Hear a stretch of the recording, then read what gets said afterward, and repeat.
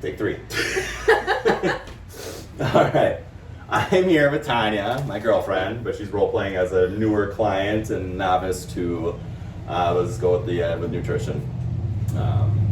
And the goal is for my client is to drop some weight, and I'm going to give her some information as far as macronutrients, minerals, vitamins, and water go in order to kind of help her in the right direction. So the 6 essential nutrients are proteins, carbs, fats, and then there's minerals, vitamins, and water. I just said that, but that's where we're at. All right. Each one has its benefit to weight loss.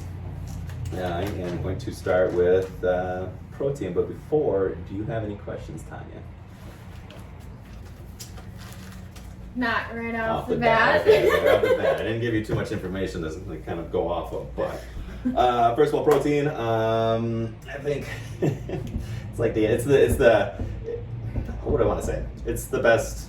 It's the most important macronutrient, at least in my opinion. Most proteins, as far as if they come from whole sources, will have their own fat in it too, but we'll get to fats later. But protein is the building blocks of muscle, skin, tissues, connective tissues in the body. So since we're talking about health and fitness, kind of stick to the muscle tissue or skeletal muscle mass. So it's going to help rebuild your muscle mass. After, say, working out, you tear it down, eat some protein, heal it, get it.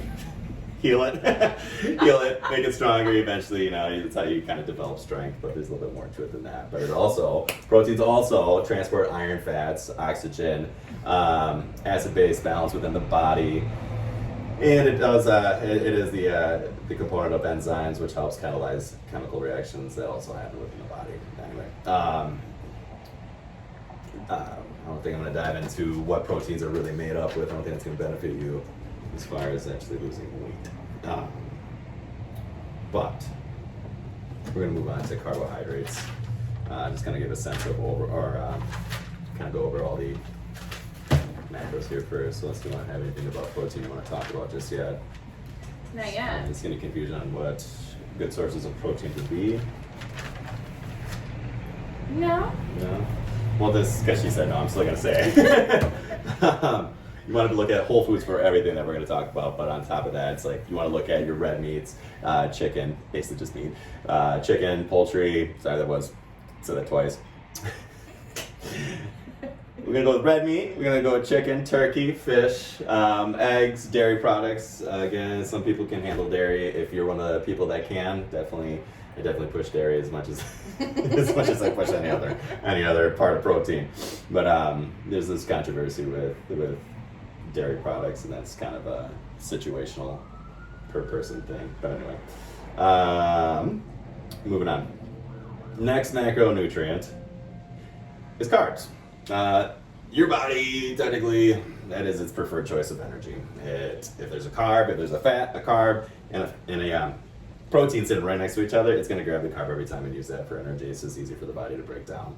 And it's just more readily available because the body can only use glucose as energy, so a carbohydrate needs to be broken down into glucose. Or anything else that needs to be used as energy needs to somehow be changed into glucose, omitting ketones with keto, but besides that, for general knowledge, carbs are your main source of energy.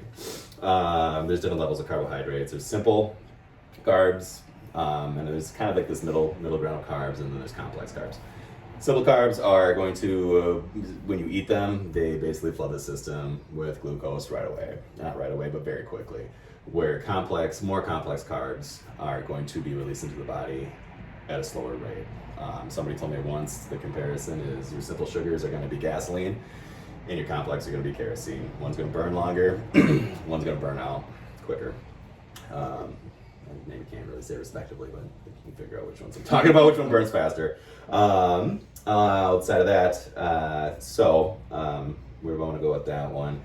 One thing with simple sugars or carbs is that the American diet is just full of it, period. And it's in your convenience store everywhere. It doesn't matter, you can find them. You don't even have to try and find them. No, they're just there. And they're always just there.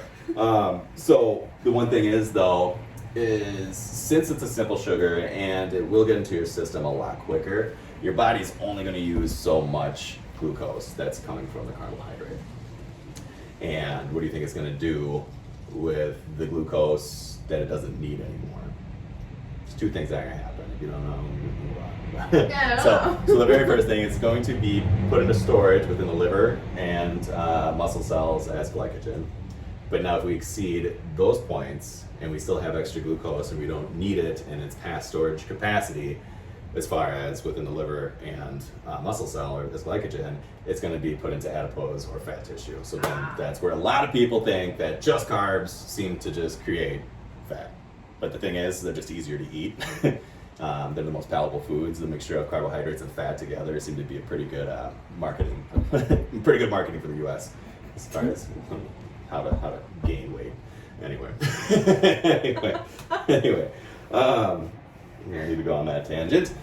So, the great thing is, okay, so conversely with complex carbs, since it's going to go into the system slower, you kind of have this trickle-in effect. And I want to kind of gather my words here before I say what I'm going to say. Instead of flooding the system, it allows the carbohydrate glucose from a complex carb to enter the system at a much slower rate. Kind of. Pause it. I shouldn't pause it, but I'm going to.